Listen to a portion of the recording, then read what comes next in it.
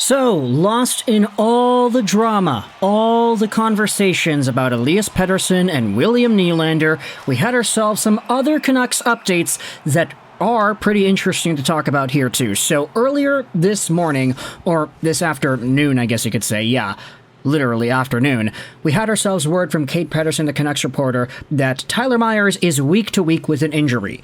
Rick Tocchet tells us that Mark Friedman will be on the team's roster tomorrow in Anaheim.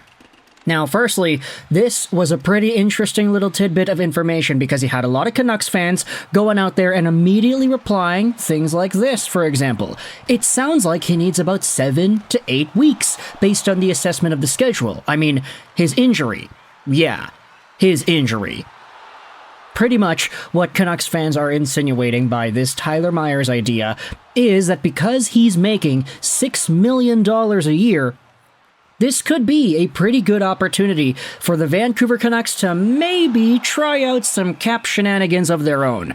We have been talking about the Mark Stones of the world, the Jack Eichels, the Vegas Golden Knights, and the Nikita Kucherovs over the years, where teams go out there and use the LTIR to their advantage. And if Tyler Myers is out for a significant amount of time, let's say week to week becomes actually like maybe a month or so, and then maybe he gets placed onto the LTIR, the Vancouver Canucks, depending on how bad this Myers injury could be, may be able to use those cap dollars to bolster their roster this upcoming trade deadline. Now, what's the likelihood that that's going to happen? I'm not really too sure. It's all too high. The way it's worded here, I mean, week to week, right? Like, there still seems to be some benefit of the doubt that says that Myers could be good to go, like, in 2 weeks from now, for example, which would make this entire LTIR cap circumvention thing not really work, but at the same time, this is the update.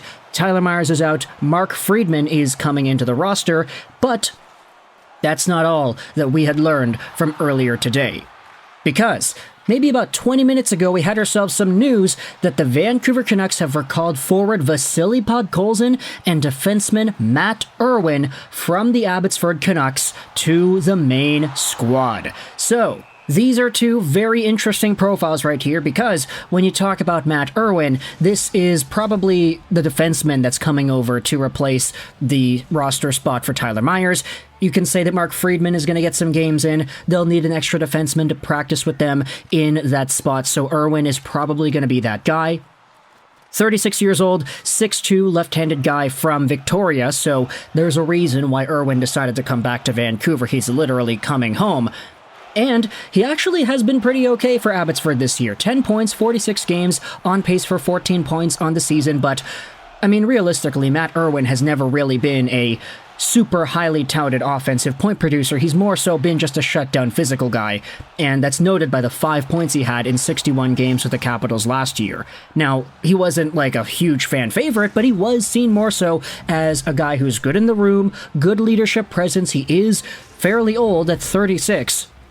So there is value with Matt Irwin that is beyond just the goals and the assists and everything that he brings to an organization. Leadership-wise, in the room, this is just a good dude to have around. And he can play in the NHL, as exhibited by his continuous streak of 6 years, pretty much, playing in the National Hockey League. It's only really this year where he wasn't given a mainstay role. Now, I guess you could say that maybe the Canucks were overdue to give him an opportunity at this point, but now there is a chance because Susie, he's slowly coming back. He's not fully ready yet, it appears. Tyler Myers, of course, is out, so now we're going with a decor of Hughes, Hronik. You've got Zadorov, Cole, Juleson, and Friedman in there. Pretty sure that's how it goes. And then add in Matt Irwin as the extra. We'll see how the Canucks play off against the Anaheim Ducks tomorrow, but as this week goes on, we may see Matt Irwin suit up in a game or two. Who really knows? But of course, the biggest acquisition that the Canucks had today that everybody is clamoring about is this dude right here. Vasili Podkolzin is back on the Vancouver Canucks, and it's been a long time coming, to be honest. 22 years old, 6'1", 190 left-handed guy, and he is signed on till the end of this season. He needs a contract extension for next year and beyond.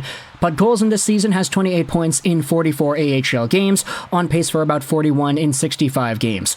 Honestly, the point production isn't too impressive when you consider the fact that he did have 26 points in 79 games with Vancouver 2 years ago, but this is kind of what the guy needs if you wanted to say that the Nils Höglander route was successful for him. He spent some time in the NHL before getting sent down to the AHL to round out his game, get some more offense going, get a little bit more confident, and start being a beast. And Podkolzin, for the most part, has started to take more so of an offensive-leaning role in Abbotsford, which is all you could really ask for. Of course, you'd like to see more production out of him, but at the same time, there are forechecking, defensively responsible, and two-way qualities to his game that make him a lot more valuable than just a regular guy who gets 28 points in 44 games. Podkolzin plays with that bulldog mentality, and honestly, I would not be surprised if Rick Tocchet ended up liking Podkolzin's game a lot. Like, we had seen Tocchet go through these ups and downs with certain players. He had to really get molded and convinced for a while before Höglander was given a chance. Andrei Kuzmenko never really broke out of that doghouse. Podkolzin is a completely different player. Maybe not the best offensively, but he's got a work ethic that I think will be very appreciated by this current Canucks coaching staff. So with that in mind, that seems to be our update for Vancouver Canucks roster moves today. Of course, obviously, like, the biggest thing that everybody was talking about was Pettersson, but Myers is out week to week. Does this open the door for the Vancouver Canucks to make a trade and use that $6 million on the LTIR in some respect? Once Tyler Myers comes back in the playoffs, let's just say, all of a sudden the Canucks roll a super stacked D-core and they have whichever forward it is available to them. Do they use this cap space to trade for Jake Gensel? Who really knows? There are opportunities here with Tyler Myers, but bottom line is he is out. In tomorrow is going to be Mark Friedman against the Anaheim Ducks. Filling out the roster spot, though, you've got Matt Irwin getting called up, local boy. Nice to see him making his debut, hopefully, with the team soon. And then Vasili Podkolzin is going to be back on here as well. I'm honestly kind of surprised it took this long for Podkolzin to get called up. I'm not in any way, surprised, though, that they gave Archdeep Baines and Linus Carlsson all these opportunities beforehand.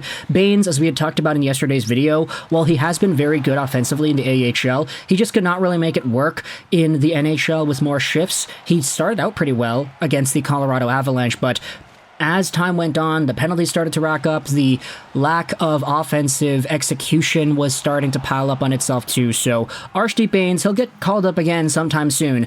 Maybe even if it's next year, it's going to be fine because this guy is still adjusting to that professional life. Podkolzin, of course, though, we recognize the game that he has. We're all familiar with the style that he likes to bring. The hard intensity, work ethic, forechecking like a monster type style. And realistically, I mean, I'm not going to go out there and say that Podkolzin is ever going to fulfill the draft potential that he had as a 10th overall pick in 2019. I don't think he's ever going to find himself being more valuable than a Matt Boldy or a Cole Caulfield or a Cam York or a Newhook. But at the end of the day, he's something. And it's a very unique player profile that Podkolzin brings. It's probably one that Rick Tocchet likes, but of course, I'm just speculating here. We'll see what happens when Podkolzin actually ends up playing a game. He couldn't be that much worse than Ilya Mikheyev, right? Let me know your thoughts in the comment section below about the Canucks updates here. Myers is out.